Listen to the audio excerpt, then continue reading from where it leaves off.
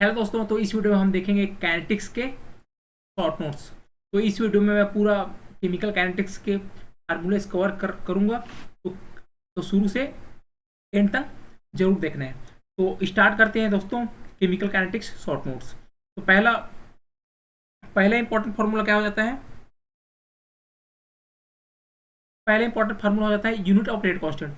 Rate constant निकालने का trick ये है, कंसंट्रेशन की पावर 1 माइनस एन, टाइम की पावर माइनस मतलब टाइम का इनवर्स।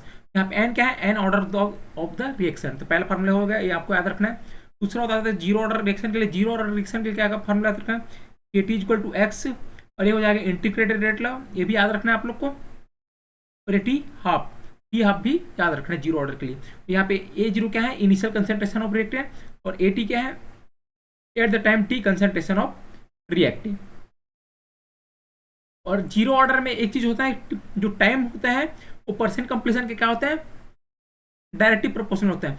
यदि आपको दो टाइम अगर दिया होगा, जैसे कि टी एक्स बोला, टी एक्स पे एक्स परसेंट कंप्लीट हो रहा है, टी वाई पे कितना परसेंट कंप्लीट होगा, तो आप यहां से कैसे निकाल सकते हैं? T X upon T Y is equal to X upon यहाँ पे जो कंसेंट्रेशन सॉरी जो परसेंट कंप्लीशन रहेगा वो, तो यहाँ पे ये वाला वैल्यू क्या हो जाएगा? X multiply T Y upon T X. तो ऐसे क्या हो सकते हो? आप निकाल सकते हो। तो इस टाइप से आप तीन वैल्यू दिए रहने पर चौथा वैल्यू निकाल सकते हो।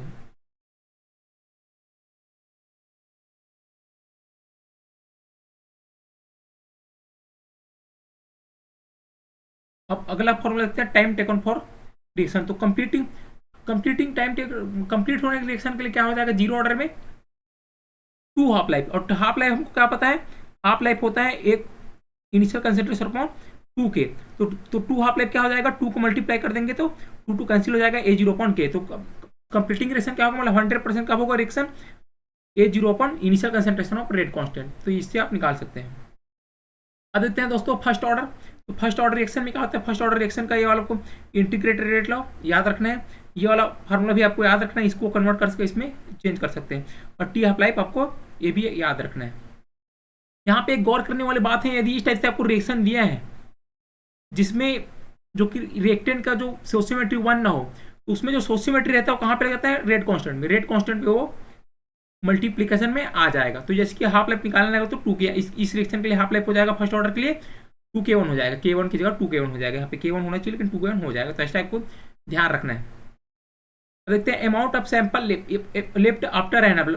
यदि आपको क्वेश्चन पूछा है कि इनिशियल कंसेंट्रेशन, कुछ अब क्वेश्चन आपको इनिशियल कंसेंट्रेशन दिया है और पूछा है एन हाफ लाइफ कितना बचेगा कंसेंट्रेशन, तो इससे आप निकाल सकते हो इनिशियल कंसेंट्रेशन अपॉन टू की पावर एन। एन क्या है? नंबर ऑफ हाफ लाइफ है। एन क्या है? नंबर ऑफ हाफ लाइफ है। और ए जीरो है इनिशियल कंसेंट्रेशन ऑफ रिएक्टेंट। और देखते हैं degree of dissociation. Degree of dissociation क्या होता है? कितना डिसोसिएट हो गया है। अपॉन में यहाँ पे आएगा इनिशियल कंसेंट्रेशन। अपॉन में क्या आ जाएगा? ये है ये यहाँ पे ए क्या है? इनिशियल कंसेंट्रेशन है। ए क्या है? Initial concentration. इसको इस फार्मूले से भी आप निकाल सकते हो। फ्रैक्शन ऑफ सैंपल लेफ्ट क्या हो जाएगा? मतलब कितना टाइम टी के बाद कितना सैंपल लेफ्ट बचा है, मतलब इनिशियल कंसेंट्रेशन के सापेक्ष में। तो इसको बोलते हैं फ्रैक्शन ऑफ सैंपल लेफ्ट। इसको इससे भी आप निकाल सकते हो। अब देखते हैं लाइफ टाइम। लाइफ टाइम क्या होता है? 63% रिएक्शन, अप्रोक्सीमेटली 63% रिएक्शन कंप्लीट हो गया, उस टाइम को बोलेंगे लाइफ टाइम। तो लाइफ टाइम में क्या होता है? लाइफ टाइम में होता है जो कि eight the time T concentration of reactant क्या हो जाता है? इनिशियल कंसंट्रेशन के 1 अपॉन ई हो जाता है। इनिशियल कंसंट्रेशन के 1 अपॉन ई हो जाता है। मतलब 1 अपॉन ई मतलब होता है 0.37। मतलब इनिशियल कंसंट्रेशन कितना होना चाहिए? Eight the time T initial concentration का 37% बचा होना चाहिए। उसको बोलेंगे टाइम, सॉरी लाइफ टाइम बोलेंगे, उसको बोलेंगे लाइफ टाइम बोलेंगे। तो लाइफ टाइम कैसे निकालना है? रेसिप्रोकल कर देना। क्या करते हैं? रेट कांस्टेंट कर रेसिप्रोकल कर देंगे तो आप लाइफ टाइम निकाल पाएंगे। और इस अगर हाफ लाइफ दिया तो हाफ लाइफ, तो इससे आप निकाल सकते हो लाइफ टाइम। इस टाउ क्या दर्शा रहे हैं? लाइफ टाइम दर्शा रहे हैं। अब देखते हैं दोस्तों सेकेंड ऑर्डर। सेकेंड ऑर्डर के लिए क्या होता है? इंटीग्रेटेड रेट लॉ आपको याद रखना है। और हाफ लाइफ होता है ये, तो ये भी आपको याद रखना है। और देखो जर्नल इक्वेशन आपको क्या करना है? जर्नल इक्वेशन भी आपको याद रखना है। इस जर्नल इक्वेशन से आप देखो, ये किसके लिए है? nth order. ये किसके लिए है? nth ऑर्डर के लिए integrated rate law. Integrated rate law, इससे आप क्या कर सकते हैं? n 0 2 3 4 5 6 7 कितना भी हो ऑर्डर हो, आपको यहाँ से इंटीग्रेटेड रेट लॉ निकाल सकते हैं। लेकिन याद रखना है ये फर्स्ट ऑर्डर के लिए लागू नहीं होता है। ये फर्स्ट ऑर्डर के रिस्पेक्ट में लागू नहीं होगा। ये हो जाता है आपका nth ऑर्डर का एक rate expression, rate constant expression, ये आपको याद रखना है। टी हाफ के लिए देखो, टी हाफ के लिए एक्सप्रेशन हो आता है, तो एग्जाम में आपको ऑर्डर 3 तक पूछा गया है, तो आगे की आने के चांसेस हैं कि आपको एक्सप्रेशन पूछ लिया जाए। तो ये आपको nth ऑर्डर के लिए है, इससे आप 4 3 4 5 जो भी जितना ऑर्डर हो आप निकाल सकते हैं। एन क्या है यहाँ पे, एन है, एन यहाँ पे देखो ऑर्डर ऑफ रिएक्शन, एन क्या है, ऑर्डर ऑफ रिएक्शन है, एन क्या है, ऑर्डर ऑफ रिएक्शन, एन क्या है, ऑर्डर ऑफ रिएक्शन, तो उससे आप निकाल सकते हैं। अब देखते हैं दोस्तों जो कि हाफ लाइफ कैसे चेंज होगा, हाफ लाइफ किस टाइप से चेंज होता है। तो देखो फर्स्ट ऑर्डर में क्या होता है, फर्स्ट ऑर्डर हमको पता है क्या होता है, हाफ लाइफ ये होता है। यहाँ पे हाफ लाइफ देखो इनिशियल कंसेंट्रेशन पर डिपेंड नहीं कर रहा है, इनिशियल कंसेंट्रेशन पर डिपेंड नहीं कर रहा है, तो यहाँ पे क्या हो जाएगा, टी टी टी हो जाएगा, क्या हो जाएगा, टी हो जाएगा, यहाँ पे भी टी हो जाएगा, टी हो जाएगा। लेकिन दोस्तों सेकेंड ऑर्डर में देखो पहले हाफ में कितना टाइम लगेगा, टी, सेकेंड हाफ में टाइम लगेगा 2t, थर्ड हाफ में कितना टाइम लगेगा, 4t लगेगा। वैसे यहाँ पर थर्ड ऑर्डर के लिए हो जाएगा, पहले में टाइम t लगेगा, दूसरे में 4t लगेगा, तीसरे में 16t लगेगी। अब इससे आप कैसे निकाल सकते हो, देखो एग्जाम में आपको इनिशियल कंसेंट्रेशन दिए हैं और आपको एक ही वैल्यू, जैसे कि एग्जाम में आपको दिया है इनिशियल कंसेंट्रेशन 100 ml है, आपको पूछा है रेक्टेन 25 ml होने में कितना समय लगेगा, हमको पता है। और यहाँ पे हाफ लाइफ यदि आपको पता है, यहाँ पे टी क्या है, टी हाफ लाइफ, यदि हाफ लाइफ आपको पता है तो आप निकाल सकते। देखो पहले कितना, पहला हाफ लाइफ में कितना होगा 50 ml, सेकेंड हाफ लाइफ में कितना होगा 25 ml, तो पहला हाफ लाइफ में कितना लगेगा टाइम टी, यदि फर्स्ट ऑर्डर के लिए है तो पहले में कितना लगेगा टी, दूसरे में समय कितना लगेगा टी समय लगेगा, दूसरे में कितना लगेगा टी, तो हमको पता है 100 ml से 25 ml होने में कितना टाइम लगेगा, 2t लगेगा, कितना लगेगा 2t, और t क्या है, हाफ लाइफ, मतलब 2 मल्टीप्लाई हाफ लाइफ, यहाँ पर जो दिया रहेगा उसको वैल्यू मल्टीप्लाई करके आप निकाल सकते हो, तो इस टाइप से निकाला जा सकता है। और कुछ ट्रिक देखेंगे दोस्तों कि ये वाला चेंज कैसे आ रहा है, यहाँ पे 2t क्यों लगा है, 4t क्यों लगा, उसको देखते हैं। तो ये आपको एक्सप्रेशन पता है, यदि x क्या है डायरेक्टली प्रोपोर्शनल है y के, और x क्या है इनवर्सली प्रोपोर्शनल है y के, तो y में कितना चेंज करे तो x में कितना चेंज आएगा, y में कितना चेंज करेगी तो x में कितना चेंज आएगा। मान लो कोई x इस टाइप के सॉरी प्रोपोर्शनल आपको दिया गया, तो आप y में कितना चेंज करेगा तो x में कितना चेंज आएगा। यदि y को मैं यहाँ पे देखो अगर डायरेक्टली प्रोपोर्शनल है तो y को दुगना करूंगा तो x में भी क्या हो जाएगा, दुगना हो जाएगा, y को तिगना करूंगा तो x क्या होगा, तिगना हो जाएगा। वैसे यहाँ पे इनवर्सली प्रोपोर्शनल है, इनवर्सली प्लस जस्ट उल्टा होगा, यदि 2 में इस पे मल्टीप्लाई 2 करूंगा y में, y को अगर दुगना करूंगा तो x क्या हो जाएगा, डिवाइडेड बाय 2 हो जाएगा। वैसे यहाँ पे मल्टीप्लाई अगर मैं 4 करूंगा तो यहाँ पे डिवाइडेड बाय कितना हो जाएगा, x में 2 हो जाएगा। इस टाइप से चेंज आता है। यदि इसके और उसमें दूसरा क्या देते हैं, यदि x y की पावर n के डायरेक्टली प्रोपोर्शनल है तो यहाँ पे क्या हो जाएगा, यदि मैं इसको मल्टीप्लाई 2 कर रहा हूँ, y को मल्टीप्लाई 2 कर रहा हूँ तो यहाँ पे ये मल्टीप्लाई 2 तो होगा ही x से, लेकिन जो पावर है वो भी मल्टीप्लाई में जाएगा, मतलब n क्या होगा इसमें पावर में 2 के पावर n मल्टीप्लाई हो जाएगा। वैसे यहाँ पे मल्टीप्लाई अगर 4 करूंगा तो यहाँ पे क्या हो जाएगा, मल्टीप्लाई 4 की पावर n में हो जाएगा। वैसे यहाँ पे आ गया यदि x, सॉरी यहाँ पे उल्टा करना है थोड़ा सा, यहाँ पे हाँ, तो यहाँ पे क्या हो जाएगा 1/1 y की पावर n है, तो y में कितना मल्टीप्लाई करूंगा, यदि 2 मल्टीप्लाई कर रहा हूँ, मतलब y को दुगना कर रहा हूँ, y को अगर दुगना कर रहा हूँ तो यहाँ पे x से कितना हो जाएगा, डिवाइडेड बाय 2 की पावर n हो जाएगा। यहाँ पे भी n पावर में आ जाएगा, मतलब डिवाइडेड बाय 2 पावर की n, मतलब क्या हो जाएगा 1/2 की पावर n से मल्टीप्लाई हो जाएगा, मतलब वही दोनों को मतलब एकदम सेम है। यहाँ पे अगर मल्टीप्लाई 3 करूंगा y में तो यहाँ पे क्या हो जाएगा, डिवाइडेड बाय 2 की पावर 3 की पावर n हो जाएगा। तो इस टाइप से चेंज आता है, इस टाइप से चेंज आता है।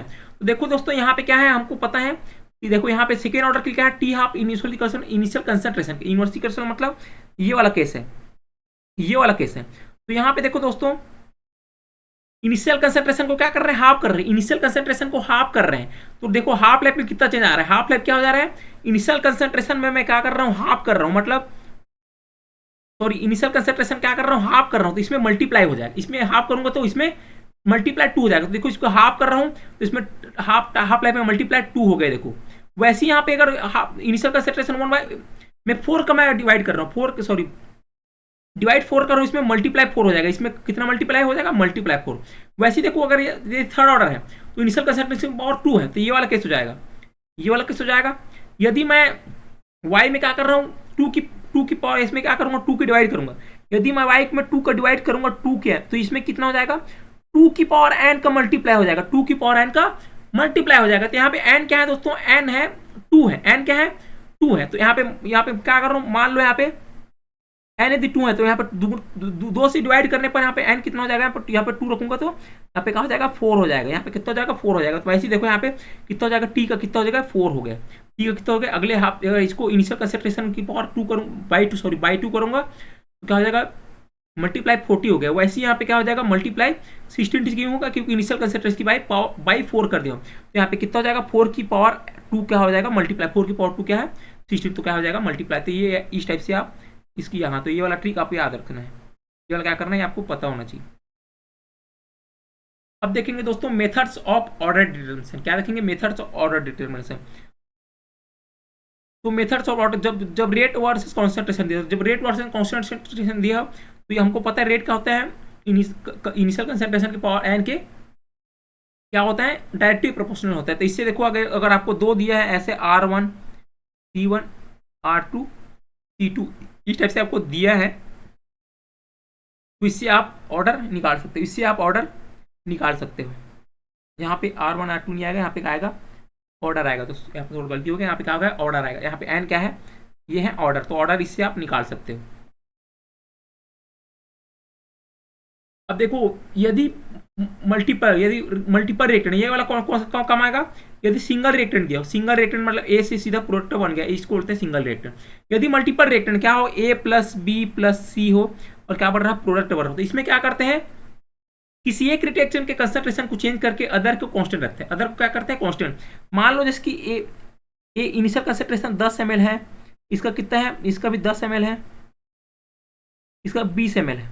तो इसको दोनों दो को क्या रखेंगे, दो को कांस्टेंट रखेंगे 20 ml, इसको भी 20 ml रखूंगा, एक को क्या कर दूंगा चेंज कर दूंगा, एक को क्या कर दूंगा चेंज कर दूंगा। और रेट में कितना चेंज आया है इसको चेंज करने से उससे हम क्या कर लेते हैं फाइंड कर लेते हैं। तो इस टाइप से अपन क्या करते हैं एक को रिएक्टेंट को कांस्टेंट एक के रिएक्टेंट को कंसंट्रेशन को चेंज करके बाकी के कंसंट्रेशन को कांस्टेंट रखते हैं और उससे आप जितना रेट में चेंज आएगा उससे अपन ऑर्डर निकाल लेते हैं। ये हो जाता है जब रेट और से कंसंट्रेशन दिया हो। तो दूसरा कब होता है, दूसरा मेथड होता है हाफ लाइफ। यदि आपको हाफ लाइफ दिया हो और इनिशियल कंसंट्रेशन क्या दिया हो टी हाफ दिया हो और इनिशियल कंसंट्रेशन दिया हो, तब ये वाला आपको फार्मूला पता है कि इनिशियल कंसंट्रेशन क्या होता है n-1 की पावर के रेसिप्रोकल के उसके डायरेक्टली मतलब इनिशियल कंसंट्रेशन पावर n-1 के इनवर्सली प्रोपोर्शनल होते हैं हाफ लाइफ।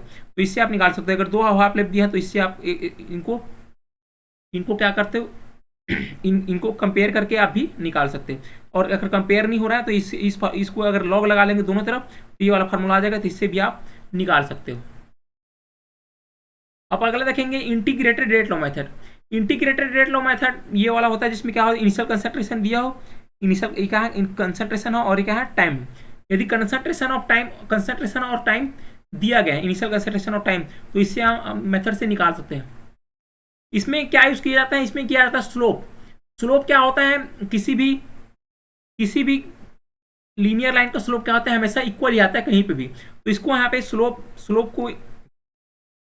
कैलकुलेट करके यहाँ पे ऑर्डर निकालते हैं। यदि स्लोप इक्वल आ जाता है तो उसको वही क्या हो जाता है उसका ऑर्डर हो जाता है। तो इसमें क्या करते हैं, इसमें इस टाइप से अगर आपको दिया है एग्जाम में तो उसमें चेक करेंगे, पहले किसमें चेक करेंगे जीरो ऑर्डर में स्लोप चेक करें। तो जीरो ऑर्डर में स्लोप क्या होता है इनिशियल स्लोप हो जाएगा ये वाला हो जाएगा ये वाला हो जाएगा। यदि दोनों इक्वल आते हैं, ये दोनों अगर इक्वल आ गया इसको कैलकुलेट करेंगे तो होगा जीरो ऑर्डर। यदि इक्वल नहीं आएगा तो हम फर्स्ट ऑर्डर में चेक करेंगे। फर्स्ट ऑर्डर यदि दोनों इक्वल आते हैं तो क्या हो जाएगा फर्स्ट ऑर्डर। यदि फर्स्ट ऑर्डर भी नहीं इक्वल हुआ तो हम देखेंगे सेकेंड ऑर्डर। सेकेंड ऑर्डर में अगर दोनों इक्वल हो जाते हैं तो क्या हो जाएगा सेकेंड ऑर्डर। वैसे ही अगर सेकेंड ऑर्डर भी इक्वल नहीं हो तो हम क्या देखेंगे थर्ड ऑर्डर का स्लोप देखेंगे। थर्ड ऑर्डर में क्या हो जाएगा, थर्ड ऑर्डर में अगर इक्वल हो गया तो क्या हो जाएगा थर्ड ऑर्डर हो जाएगा। तो ऐसे चेक करते हैं।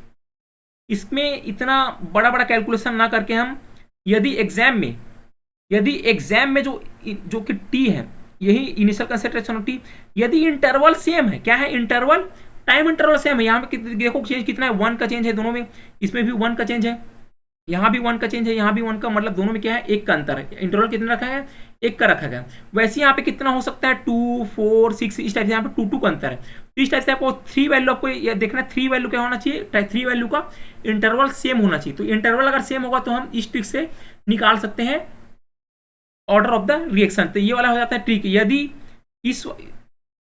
यदि आपको इनिशियल कंसंट्रेशन और टाइम दिया होगा और टाइम कंट्रोल सेम हो, तो अब इतना इतना सारा कैलकुलेशन ना करके सिंपल से ये वाला ट्रिक लगा सकते हैं, इतना ट्रिक लगा सकते हैं। और इत्तेफाक की बात है कि जब भी एग्जाम में क्वेश्चन आया है, इससे 3 से 4 बार क्वेश्चन आ चुका है प्रीवियस ईयर क्वेश्चन में, और जब भी क्वेश्चन आया है टाइम इंटरवल हमेशा सेम दिया, टाइम इंटरवल क्या दिया है, सेम दिया है। तो इस ट्रिक से आप इजी से निकाल सकते हैं। इसमें क्या करना है, जीरो ऑर्डर के पहले चेक करना है, यदि यदि दोनों का ये इनिशियल कंसंट्रेशन चेंज है, यदि इनिशियल कंसंट्रेशन चेंज इक्वल है, मतलब डीएल क्या है, मस्ट बी कांस्टेंट, तो क्या हो जाएगा, जीरो ऑर्डर हो जाएगा। क्या हो जाएगा, जीरो ऑर्डर हो जाएगा। उसके बाद अगर इक्वल ना हुआ, इनिशियल कंसंट्रेशन का चेंज इक्वल ना हुआ, तो हम क्या देखेंगे, फर्स्ट ऑर्डर। यदि कंसंट्रेशन का रेशियो इक्वल है, यदि कंसंट्रेशन का रेशियो इक्वल है, तो वो क्या हो जाएगा, first order. Ratio of concentration must be constant, तो क्या हो जाएगा, फर्स्ट ऑर्डर हो जाएगा। यदि ये भी ना हुआ, तो हम थर्ड ऑर्डर की तरफ जाएंगे, सॉरी सेकेंड ऑर्डर की तरफ जाएंगे। सेकेंड ऑर्डर में क्या करेंगे, पहले क्या करेंगे, फर्स्ट और सभी का क्या करेंगे, कंसंट्रेशन का रेसिप्रोकल लेंगे। क्या लेंगे, रेसिप्रोकल। उसके बाद क्या करेंगे, सब्सट्रैक्ट करेंगे। मतलब क्या करेंगे, पहले उस सबका 1/a लेना है, और यदि 1/a मतलब 1/e मतलब कंसंट्रेशन का रेसिप्रोकल का जो चेंज है, मतलब डिफरेंस है, वो यदि इक्वल आ जाए, तो क्या हो जाएगा, सेकेंड ऑर्डर हो जाएगा। वैसे ये भी इक्वल ना हो, तो हम थर्ड ऑर्डर में क्या करेंगे, इनिशियल कंसंट्रेशन पावर 2 करके उसको रेसिप्रोकल करके माइनस करेंगे, मतलब क्या करेंगे, सब्सट्रैक्ट करेंगे। पहले क्या करेंगे, 1/a² को कैलकुलेट करेंगे, फिर सब्सट्रैक्ट करेंगे, चेंज देखेंगे। चेंज अगर इक्वल आया तो वह हो जाएगा सेकेंड ऑर्डर। तो क्या होना चाहिए, चेंज इक्वल सेकेंड होना चाहिए, ये हो जाएगा सेकेंड ऑर्डर, ये हो जाएगा थर्ड ऑर्डर। तो हम एक एग्जाम्पल लेते हैं दोस्तों। इसी में एक एग्जाम्पल है जो कि लेट दिसंबर 2023 में आया है, तो देखते हैं इसको कैसे सॉल्व करते हैं। इसी का एग्जाम्पल है। देखो दोस्तों, इसमें क्या दिया है, इसमें दिया है इनिशियल कंसंट्रेशन। तो इसमें इनिशियल प्रेशर, यहाँ पे कंसंट्रेशन दिया है, मान लो इनिशियल कंसंट्रेशन, या फिर यहाँ पे दिया है प्रेशर। इनिशियल कंसंट हाँ सॉरी इनिशियल कंसंट्रेशन क्या दिए, कंसंट्रेशन दिए। कंसंट्रेशन क्या कर दिए दोस्तों, 0.5।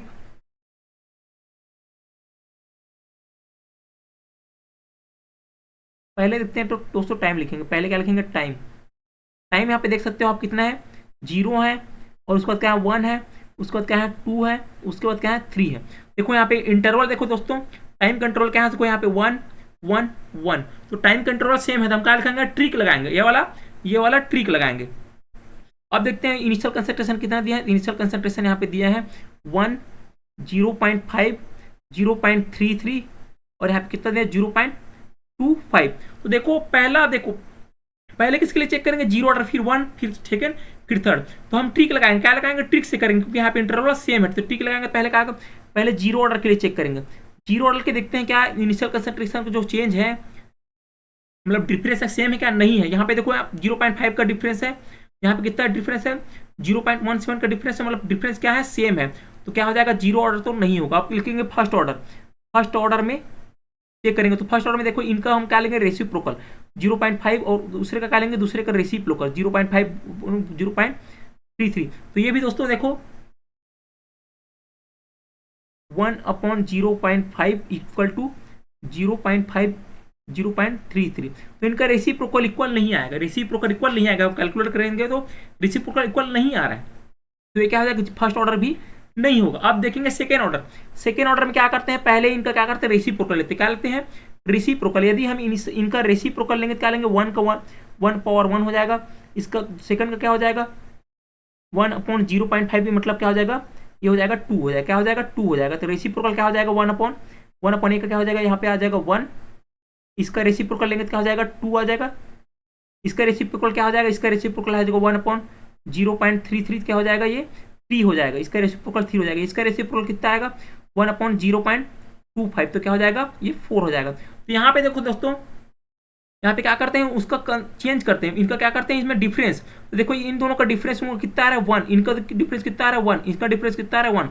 मतलब 1A2 माइनस 1A1, मतलब यहाँ पे 2 में 1 घटाएंगे कितना आएगा, 1 आएगा। वैसे यहाँ पे A3 माइनस 1/A2, यहाँ पे कितना है, 3, और यहाँ पे 2 माइनस 2। यहाँ पे देखो डिफरेंस क्या है, दोनों सेम हो जाएगा। तो ऑर्डर क्या हो जाएगा, ऑर्डर हो जाएगा 2 हो जाएगा। देखो यहाँ पे 1 रेसिप्रोकल का डिफरेंस सेम आ रहा है, इसका मतलब क्या हो जाएगा, ऑर्डर 2। यहाँ पे ऑर्डर क्या हो जाएगा दोस्तों, ऑर्डर हो जाएगा 2। इस टाइप से आप एग्जाम में निकाल सकते हैं ट्रिक से।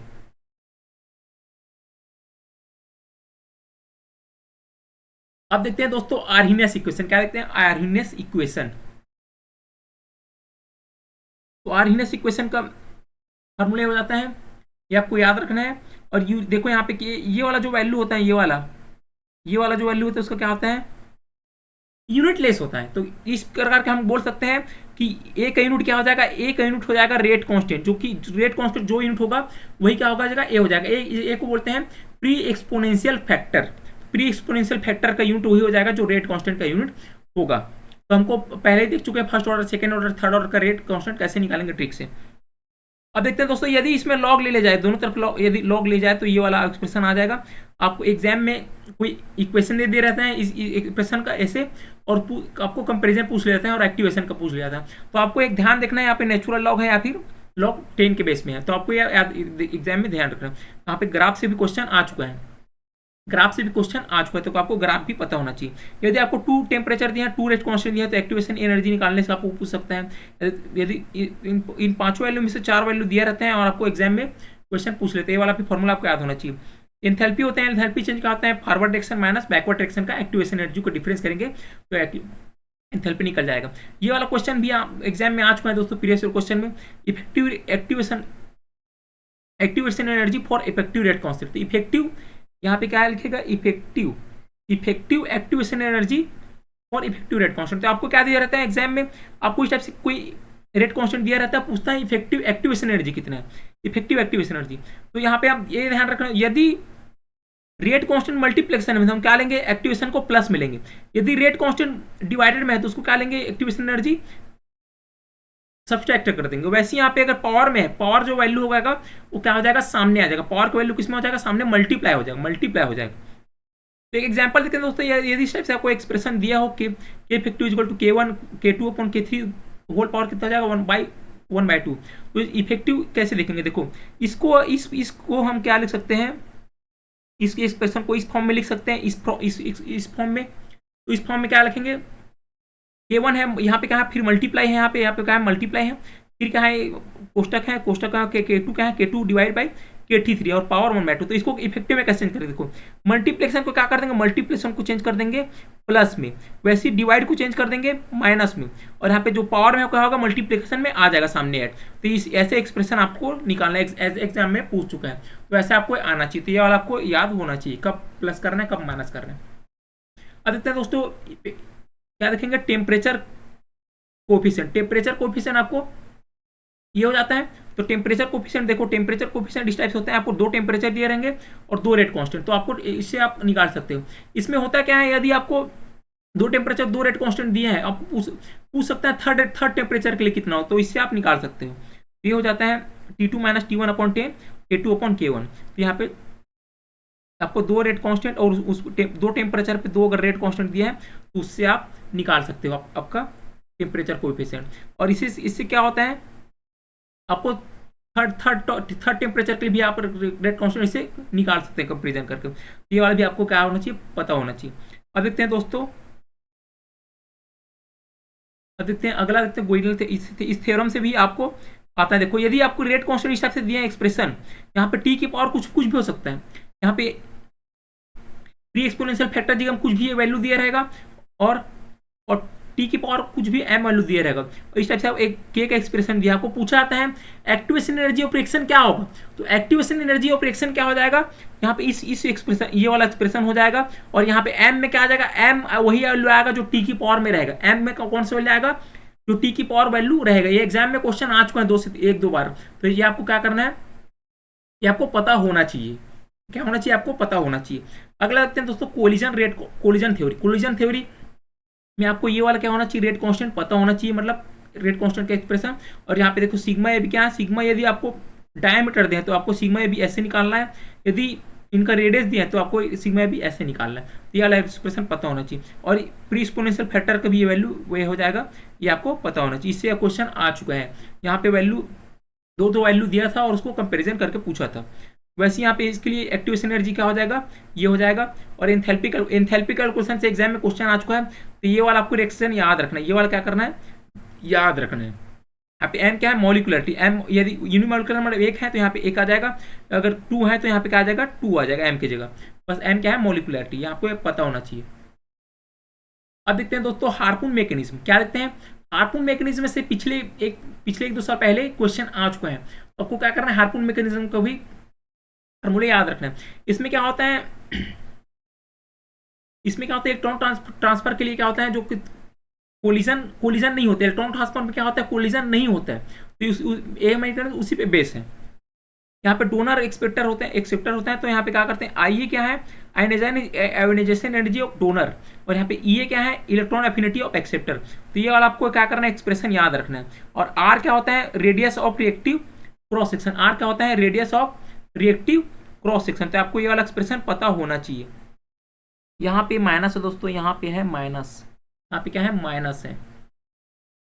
और यहाँ पे क्रॉस सेक्शन एरिया का हो जाएगा, क्रॉस सेक्शन एरिया हो जाएगा ये। तो इससे क्वेश्चन आ चुका है, तो आपको पता होना चाहिए। इसमें आपको ये वाला वैल्यू पूरा दिया रहता है, तो ज़्यादा कैलकुलेशन की जरूरत नहीं है।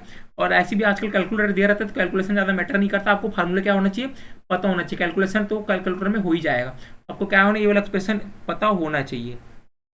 अगला देखते हैं दोस्तों, activated complex theory. Activated complex theory में ये एक्सप्रेशन होता है।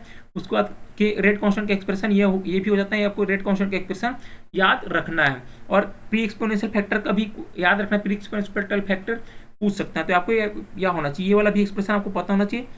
एक्टिवेशन एनर्जी ये हो जाता है। और एंथैल्पी होता है, ये एंथैल्पी में क्वेश्चन आ चुका है, तो आपको पता होना चाहिए न्यूमेरिकल। यहाँ पे ये वाला ये आपको एक्सप्रेशन याद रखना है। एम क्या है, मॉलिक्युलरिटी। तो मॉलिक्युलरिटी है, तो एम की जगह यदि न्यूमेरिकल है तो 1 आ जाएगा। तो E activation energy minus R T, यदि 2 है तो E A minus 2 R T. तो आपको पता होना चाहिए। अब देखते हैं दोस्तों, temperature dependence of frequency factor. तो यहाँ पे ये इससे क्वेश्चन 3 से 4 बार एग्जाम में पूछ चुका है, तो आपको ये पता होना चाहिए। इसमें क्या होता है, डिग्री ऑफ फ्रीडम। यदि 1 डिग्री ऑफ फ्रीडम है तो ट्रांसलेशन क्या हो जाएगा, टी की पावर हाफ। यदि रोटेशनल है तो टी की पावर हाफ हो जाएगा। यदि वाइब्रेशनल तो टी की पावर 1। इस वाइब्रेशनल को कब कंसीडर करना है, जब हाई टेम्परेचर प्रेडिक्शन हो। तो हाई टेम्परेचर प्रेडिक्शन को तभी करेंगे यदि एग्जाम में कुछ नहीं दिया तो आपको कंसीडर नहीं करना है। और हमको पता है जो प्री एक्सपोनेंशियल फैक्टर होता है, ये एक्सप्रेशन ये हो जाता है। इसमें पहले से एक टी रहता है, आपको ये ध्यान रखना, पहले से एक टी मल्टीप्लाई में रहता है, उसके बाद ये वाला एक्सप्रेशन आता है। तो यहाँ पे एक डिग्री ऑफ फ्रीडम के लिए ट्रांजिशन क्या होगा, टी की पावर हाफ हो जाएगा। तो हमको पता है एटम में कितने ट्रांजिशन होता है, 3। कितने होते हैं ट्रांसलेशन, 3। तो यहाँ पे क्या हो जाएगा, टी की पावर 3/2। वैसे ही लीनियर एटम में क्या होता है, 3 ट्रांसलेशन होता है, 2 क्या होता है, 2 रोटेशनल होता है। 3 ट्रांसलेशन और 2 रोटेशनल। तो उसका लीनियर के लिए क्या हो जाएगा, टी की पावर 5/2 हो जाएगा, इसके लिए 5 हो जाएगा। वैसे ही नॉन लीनियर के क्या होता है, नॉन लीनियर के लिए होता है 3 ट्रांसलेशनल 3 रोटेशनल। इस कारण क्या हो जाएगा, 6/2 मतलब टी की पावर 3 हो जाएगा। तो ये आपको एक्सप्रेशन पता होना चाहिए।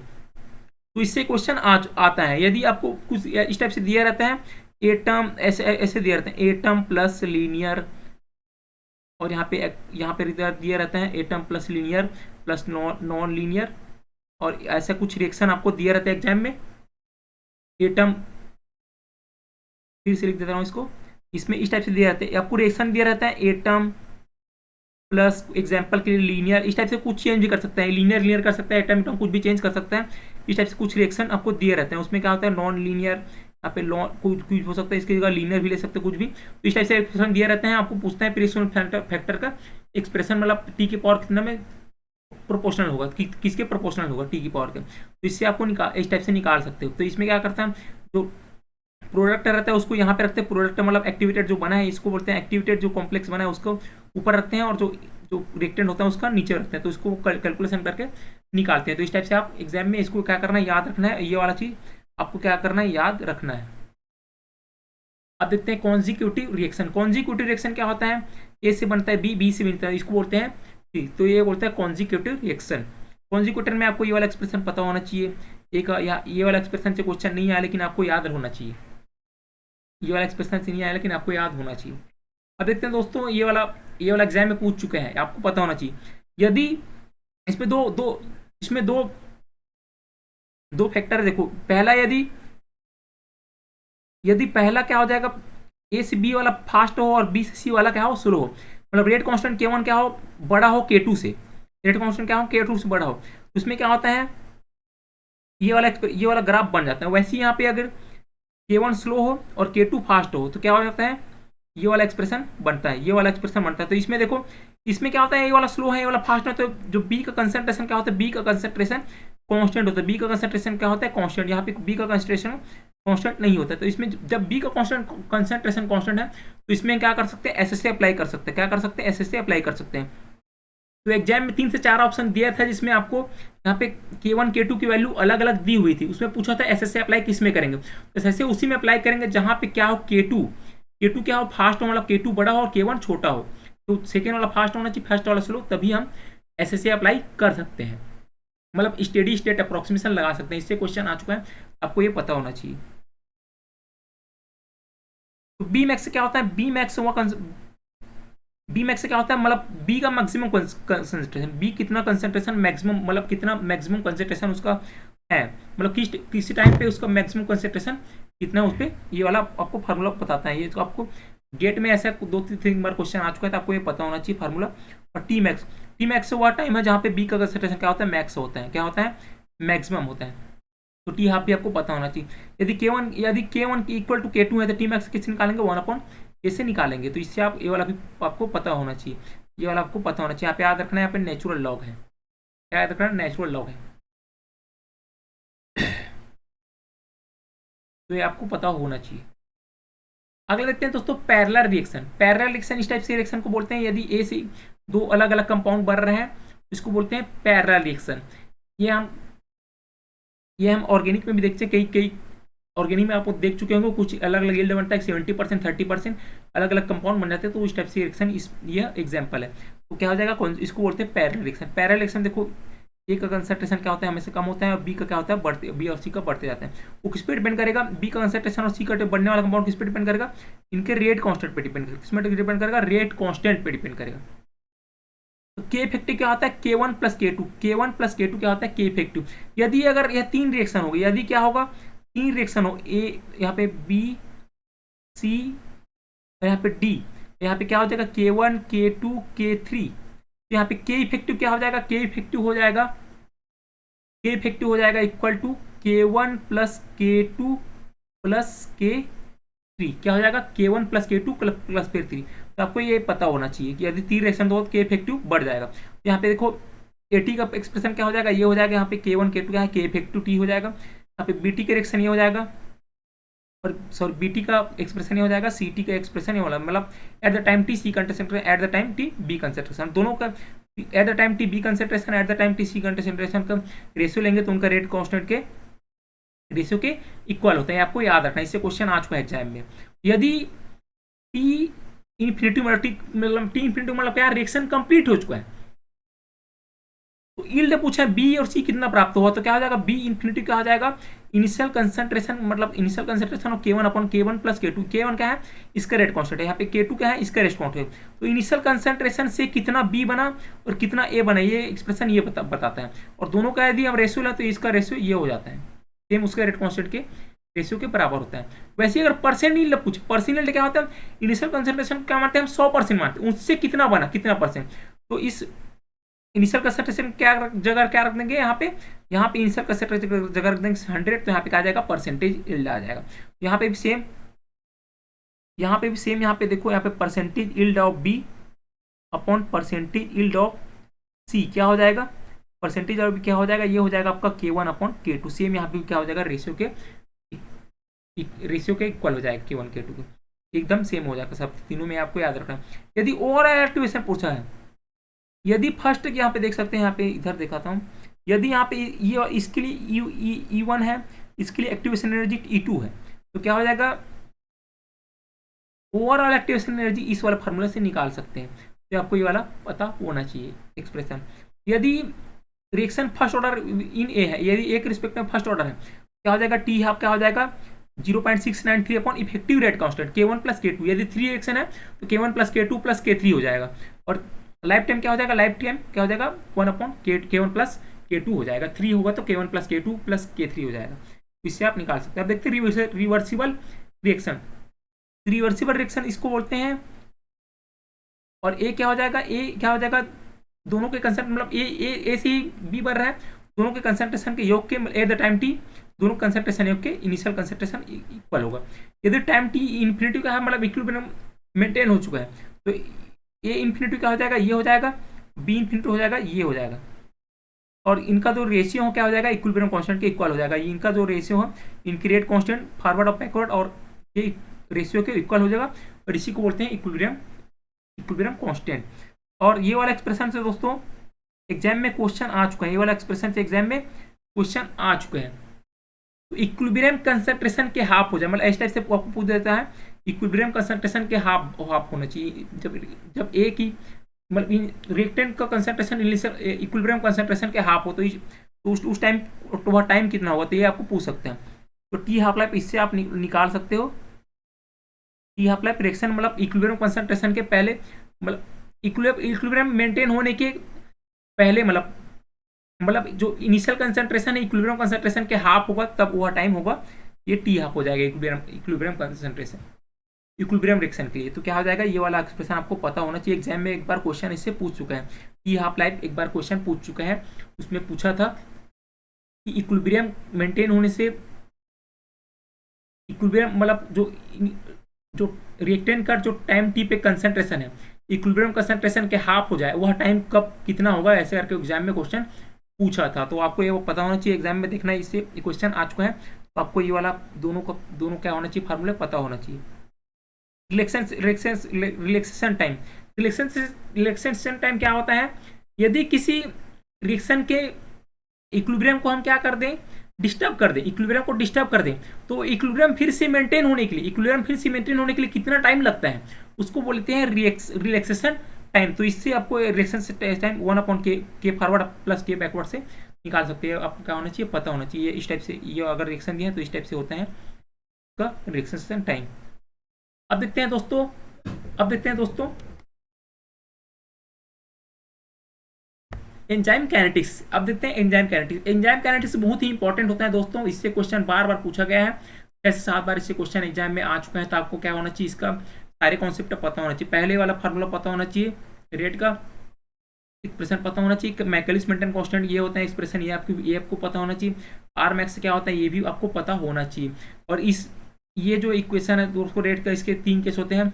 यदि सबस्ट्रेट का कंसंट्रेशन माइकलिस मेंटेन कांस्टेंट से कम है, बहुत ही कम है, तो क्या हो जाएगा, लो कंसंट्रेशन ऑफ एस पे फर्स्ट ऑर्डर हो जाएगा। क्या हो जाएगा, फर्स्ट ऑर्डर हो जाएगा रिएक्शन।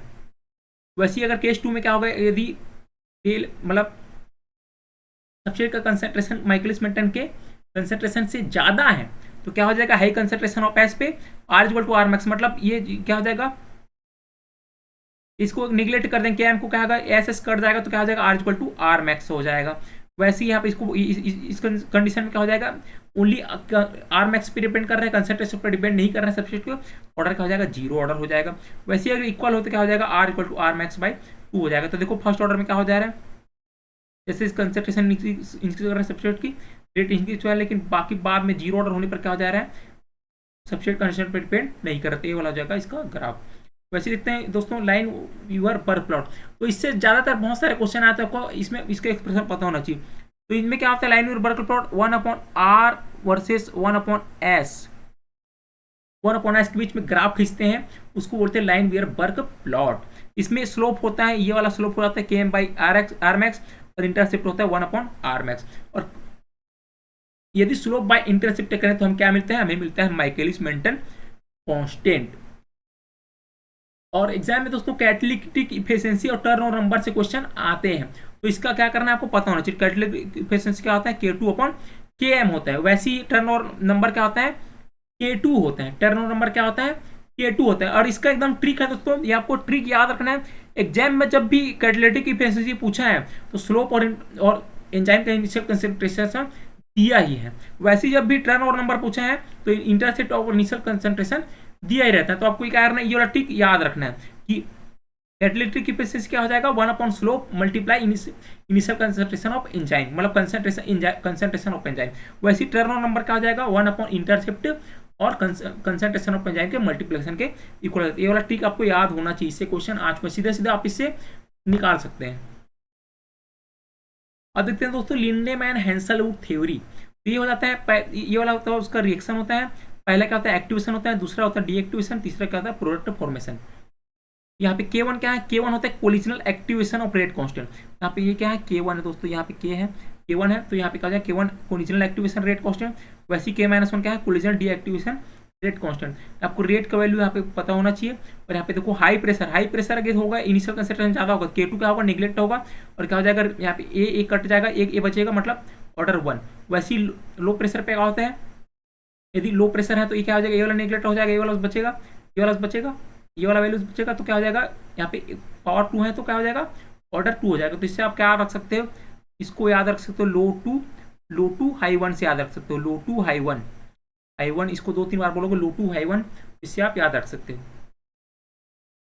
अब देखते हैं दोस्तों, यदि रेट क्या होता है, इसको एक्सप्रेशन में इस टाइप से हम एक्सप्रेस करें, रेट इक्वल टू के न्यूमेरिकल रिप्रेजेंटेशन के लिए, तो क्या हो जाएगा, ये हो जाएगा। इसको इससे क्या करें, कंपेयर करेंगे तो ये हो जाता है कि रेट कांस्टेंट इन्यूमेरिकल रेट कांस्टेंट का वैल्यू ये हो जाता है।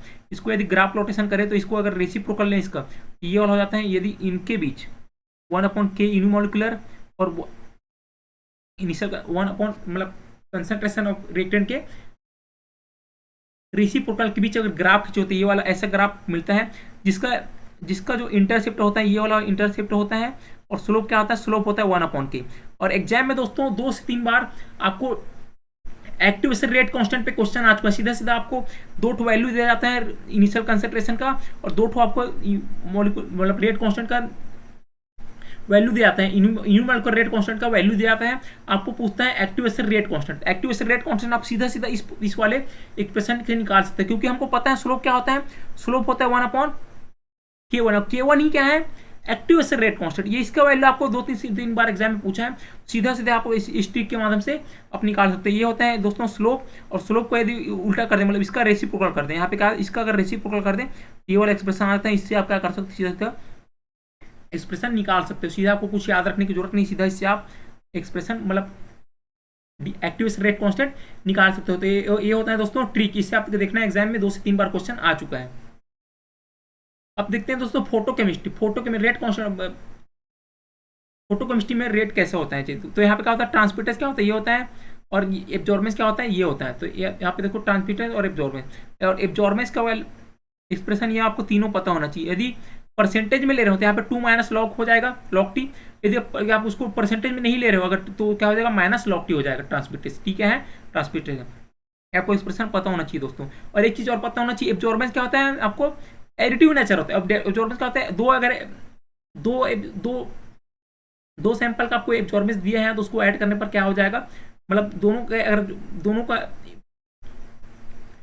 को अगर ऐड करेंगे तो टोटल एब्जॉर्बेंस क्या हो जाएगा, एक पहले का एब्जॉर्बेंस प्लस दूसरे का एग्जाम्पल है, क्या करेंगे, प्लस करेंगे। लेकिन अगर ट्रांसमिटेंस पूछे, 2 अगर दिए हैं, दोनों को ऐड करने पर जो इफेक्टिव जो ट्रांसमिटेंस होगा, मतलब दोनों का टोटल ट्रांसमिटेंस क्या हो जाएगा, मल्टीप्लिकेशन में चला जाएगा। एग्जाम्पल के देखते हैं दोस्तों, यदि 2 सैंपल ले, दोनों का क्या हो जाएगा, यदि एब्जॉर्बेंस क्या है 40%, एब्जॉर्बेंस क्या है 40%। यदि हम मान लो, यदि हम क्या कर रहे हैं, इसमें इंटेंसिटी कितना है, लाइट का कितना है इंटेंसिटी, 100 मेगावाट है। वैसे क्या हो जाएगा,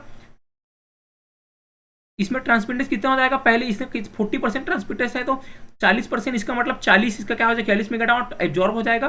ट्रांसमिटेंस कितना हो जाएगा 60 मेगावाट। लेकिन अगले में फिर 40% एब्जॉर्ब हुआ है, तो हम इसका एब्जॉर्बेंस नहीं देखेंगे इस बार। इस बार 100 में से एब्जॉर्ब नहीं होगा, इस बार कितने में से एब्जॉर्ब होगा, 60 मेगावाट में से एब्जॉर्ब। तो 40% 60 का 40% क्या हो जाएगा, 24 हो जाएगा। तो 24 यहाँ पे कम कर देंगे, क्या हो जाएगा 36, क्या हो जाएगा ट्रांसमिटेंस हो जाएगा। यहाँ पे तो टोटल ट्रांसमिशन कैसे निकालेंगे, पहले का ट्रांसमिटेंस कितना हुआ है, पहले का ट्रांसमिटेंस हुआ है 60 मतलब 60%, मतलब 0.6। दूसरे में ट्रांसमिटेंस कितना है 60% मतलब 0.6। तो ट्रांसमिटेंस क्या होता है जी, मल्टीप्लिकेटिव। तो यहाँ पे दोनों का क्या हो जाएगा, मल्टीप्लिकेटिव हो जाएगा, मतलब क्या हो जाएगा, ये वाला हो जाएगा 36% ट्रांसमिटेंस। वैसे ही एब्जॉर्बेंस क्या हो जाएगा, प्लस हो जाएगा। यहाँ पे देखो कितना 24 मेगावाट, मतलब क्या हो जाएगा, इसका 24%, इसका कितना है 24% एब्जॉर्ब हुआ है। ये हो जाएगा एडिटिव नेचर। तो इससे आप निकाल सकते थे, ये वाला का आपको पता होना चाहिए, इससे गेट में क्वेश्चन आ चुका है। अब देखते हैं दोस्तों जेग्लोड्स्की डायग्राम। जेग्लोड्स्की डायग्राम से अक्सर क्वेश्चन आ जाते हैं, तो आपको पता होना चाहिए। तो पहले क्या होता है, एब्जॉर्ब होता है, तो ये वाला एब्जॉर्बेंस है, एक्साइटेशन हो रहा है, मतलब एक्साइटेशन। देखो अगर उसी सेम स्टेट में अगर क्या होते हैं, नीचे आता है, मतलब सेम एक्टिवेशन में उसका क्या हो जाएगा, एनर्जी कम होगा तो उसको बोलते हैं इंटरनल कन्वर्जन। वैसे ही अगर स्टेट चेंज हो रहा है सीधा, मतलब स्पिन चेंज हो रहा है, देखो पहला स्टेट ये वाला S1, यहाँ पे क्या है S2, स्पिन क्या है 1 ही है, मतलब क्या हो जाएगा अगर स्टेट चेंज होगा इसको बोलेंगे इंटरनल कन्वर्जन। लेकिन यदि स्पिन अलग हो रहा है, यहाँ पे सिंगलेट से ट्रिपलेट में जा रहा है, इसको बोलते हैं इंटरनल कन्वर्जन। इसको बोलते हैं इंटरनल कन्वर्जन, और इसको बोल देंगे इंटरनल सिस्टम क्रॉसिंग, और इसको बोल देंगे जो ट्रिपलेट से जीरो में आएगा, ट्रिपलेट से सिंगलेट में आएगा, मतलब जीरो लेवल ग्राउंड स्टेट में आ रहा है, क्या हो जाएगा फॉस्फोरेसिस बोलते हैं। यदि सिंगलेट से सिंगलेट में आ रहा है, सिंगलेट जीरो में आ रहा है, मतलब ग्राउंड स्टेट में आ रहा है, उसको बोलते हैं, और इसको बोलते हैं फास्फोरेसिस, इसको बोलते हैं फास्फोरेसिस, इसको बोलते हैं फ्लोरोसिस बोलते हैं। क्या बोलते हैं फ्लोरोसिस। सिंगलेट से सिंगलेट आएगा फ्लोरोसिन, ट्रिपलेट से सिंगलेट में आएगा फॉस्फोरेसिस। तो देखो यहाँ पे ट्रिपलेट से S0 पे आ रहा है उसको बोलते हैं फास्फोरेसिन, और सिंगलेट से S0 पे आ रहा है उसको बोलते हैं फास्फोरेसिन, और इसको बोलते हैं सॉरी इसको बोलते हैं फास्फोरेसिन, इसको बोलते हैं फ्लोरोसिस। तो आपको पता होना चाहिए, और स्पीड आपको पता होना चाहिए। सबसे ज़्यादा स्पीड होता है एक्साइट मतलब एब्जॉर्प्शन होगा सबसे, उससे कम होगा इंटरनल कन्वर्जन और इंटर सिस्टम क्रॉसिंग, और उससे कम किसका होता है फास्फोरेसिस, और सबसे कम किसका होता है स्पीड, सबसे स्पीड होता है फास्फोरेसिन, और उससे ज़्यादा होता है फ्लोरोसिन। कहते हैं आपको पता होना चाहिए। वैसे टाइम क्या होता है, टाइम से जस्ट अपोजिट होता है। सबसे कम टाइम होता है फास्फोरेसिन, उससे कम टाइम होता है, उससे कम टाइम होता है फ्लोरोसिन, उससे कम टाइम होता है इंटरनल कन्वर्जन सिस्टम और इंटर सिस्टम क्रॉसिंग और इंटरनल कन्वर्जन, और उसके बाद कम होता है सबसे टाइम एब्जॉर्प्शन में कम टाइम लगता है। तो स्पीड के आधा टाइम अपोजिट होता है। तो ये वाला एक्सप्रेशन आपको मतलब पता होना चाहिए। वैसे अब क्वांटम मिलर देखो, क्वांटम मिलर का देखो क्या होता है, rate of product formation upon intensity of light wave होती है, आपको पता होना चाहिए एक्सप्रेशन। और सीधा सीधा ये होता है ट्रिक दोस्तों, इससे आप निकाल सकते हो क्वांटम इल्ड। लेमडा किस में रखना है आपको, लेमडा का वैल्यू रखना है मीटर पे, ई की वैल्यू रखना है जूल पे, और एन की क्या है number of mole reacted, N क्या है नंबर ऑफ मोल रिएक्टेंट। तो इससे क्या कर सकते हैं दोस्तों आप, इससे आप क्या कर सकते हैं क्वांटम इल्ड निकाल सकते हैं। तो इससे क्वेश्चन एक दो बार आ चुका है, तो आपको क्या होना चाहिए, इसका फॉर्मूला पता होना चाहिए। ये क्या है, ये मल्टीप्लाई, ये क्या है मल्टीप्लाई है ना, ये क्या है मल्टीप्लाई है 12 मल्टीप्लाई एन अपॉन 100 लेमडा ई, ये हो जाता है 100 लेमडा ई। तो ये हो जाएगा, एक्सप्रेशन आपको पता होना चाहिए। अब देखते हैं दोस्तों फ्लोरोसिन्स, क्या देखते हैं फ्लोरोसिन्स लाइफ टाइम। तो देखते हैं फ्लोरोसिन्स लाइफ टाइम क्या होता है, फॉर्मूला ये हो जाता है यहाँ पे, एक है कि इंटर सिस्टम क्रॉसिंग का रेट कांस्टेंट है, ये इंटरनल कन्वर्जन का रेट कांस्टेंट है, ये फ्लोरोसिन्स का रेट कांस्टेंट एक होता है, ये होता है फ्लोरोसिन्स लाइफ टाइम का एक्सप्रेशन आपको पता होना चाहिए। और फ्लोरोसिन्स क्वांटम इल्ड क्या होता है, क्वांटम इल्ड होता है ये वाला एक्सप्रेशन पता होना चाहिए आपको। इसको इंटर सिस्टम क्रॉसिंग और इंटरनल कन्वर्जन क्या बोलते हैं, नॉन रेडिएटिव प्रोसेस बोलते हैं, और फ्लोरोसिन्स और फॉस्फोरेसिन्स क्या बोलते हैं, रेडिएटिव प्रोसेस बोलते हैं। तो इसको हम नॉन रेडिएटिव रेट कांस्टेंट के भी लिख सकते हैं। इस ऐसे क्वेश्चन आपको एग्जाम में दिया जा सकता है कि नॉन रेडिएटिव रेट कांस्टेंट का वैल्यू, तो रेट तो यहाँ पे क्या कर देना, नॉन रेडिएटिव रेट कांस्टेंट की जगह ये आपको ये दोनों को वैल्यू दिया रहेगा, या फिर सीधा इसी का वैल्यू दिया रहेगा। तो दोनों में से एक दिया रह सकता है, एक्सप्रेशन आपको पता होना चाहिए, ये वाला एक्सप्रेशन पता होना चाहिए। और हमको पता है दोस्तों, ये देखो 1/kf प्लस KIC क्या होता है, 1 इसका वैल्यू क्या होता है, टाउ की इक्वल हो जाएगा, टाउ एफ के इक्वल हो जाएगा, मतलब लाइफ टाइम फ्लोरोसिन। तो ये वाला एक्सप्रेशन इससे आ जाएगा, तो ये वाला भी याद रखना है। फास्फोरेसिस क्वेश्चन नहीं आया तो आप इसको याद भी रख सकते हैं, स्किप भी कर सकते हैं। देखते हैं तो फ्लोरोसिस क्वेंचिंग, इससे भी प्रीवियस ईयर एग्जाम में क्वेश्चन आ चुका था, आपको पता होना चाहिए। तो क्वेंचर क्या करता है, फ्लोरोसिस को रिड्यूस करता है, क्वेंचर क्या करता है फ्लोरोसिस को रिड्यूस करता है, जो कि एक्साइटेड होता है उसको क्या करते हैं डीएक्टिवेट कर देते हैं, क्या कर देते हैं डीएक्टिवेट कर देते हैं। क्या हो जाएगा ये आपको पता होना चाहिए, क्वेंचर क्या करता है फ्लोरोसिस को कम करते हैं।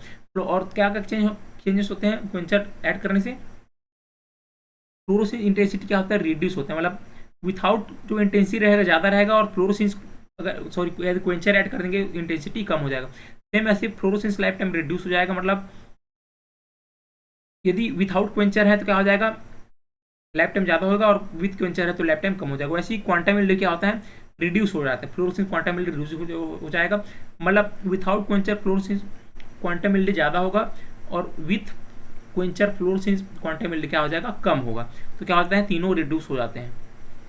और स्टर्न प्रॉब्लम क्या इक्वेशन का होता है, तीनों रेशियो इक्वल होते हैं, और क्या होता है इक्वल में ए हो जाता है, ये क्या होता है 1+k³ tau F Q. Q क्या है क्वेंचर का कंसंट्रेशन, क्यू क्या है जी क्वेंचर का कंसंट्रेशन, यहाँ पर टाउ एफ क्या है फ्लोरोसिस लाइफ टाइम, और क्या है के क्यू क्या है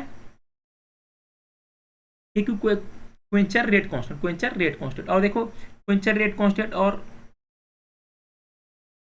फ्लोरोसेंस लाइफ टाइम दोनों को अगर मल्टीप्लिकेशन वैल्यू क्या है, के एस वी के क्या बोलते हैं, स्टैंडर्ड वॉल्यूम क्वेंचिंग कांस्टेंट बोलते हैं। यदि इनके बीच और इनके बीच मतलब क्वेंचर कंसंट्रेशन के बीच ग्राफ खींचे तो इंटरसेप्ट आता है 1, इंटरसेप्ट क्या आता है 1 आता है, इंटरसेप्ट क्या आता है 1 आता है, और स्लोप क्या आता है, क्लो आता है ईस्टर्न वॉल्यूम रेट कांस्टेंट मतलब के क्यू और टाउ एफ के मल्टीप्लिकेशन स्लोप आता है। तो ये आपको पता होना चाहिए, इससे क्वेश्चन एग्जाम में आ चुका है, ये आपको फार्मूला पता होना चाहिए। अगला देखते हैं दोस्तों डिफ्यूजन कंट्रोल रिएक्शन। इससे भी 2-3 साल पहले क्वेश्चन आया था, तो इस फार्मूला से सीधा तो क्वेश्चन पूछ दिया था, सब वैल्यू यहाँ पे दिए हुए थे, आपको ये पता होना चाहिए। आर क्या है, यहाँ पे आर का वैल्यू होते हैं 8.314। यहाँ पे दो कंडीशन दोस्तों, यदि for molecule with similar size, similar क्या होगा, मॉलिक्यूलर सिमिलर साइज है तो ये वाला एक्सप्रेशन हो जाएगा। यदि टू रिएक्टिव मॉडल सेम है, दोनों क्या है एकदम सेम है, तो ये वाला एक्सप्रेशन हो जाएगा। समझ में आ गया। तो यहाँ पे देखो, यहाँ पे और आपको ये वाला भी पता होना चाहिए, विस्कोसिटी का यूनिट आपको पता होना चाहिए दोस्तों। 1 पाइज होता है 100 सेंटीपॉइज और 1 सेंटीपॉइज होता है 10⁻³ किलोग्राम पर मीटर पर सेकेंड। तो आपको पता होना चाहिए, इससे आपको यूनिट कन्वर्जन पता होना चाहिए, आपको वैल्यू दिया रहता है एग्जाम में, आपको चेंज करने आना चाहिए, क्योंकि और इसका होता है आर का वैल्यू होता है 8.314 जूल पर केल्विन पर मोल। तो इससे कोई क्वेश्चन आ चुका है दोस्तों, इसको आपको याद रखना है। अगला देखते हैं दोस्तों प्राइमरी सॉल्ट इफेक्ट।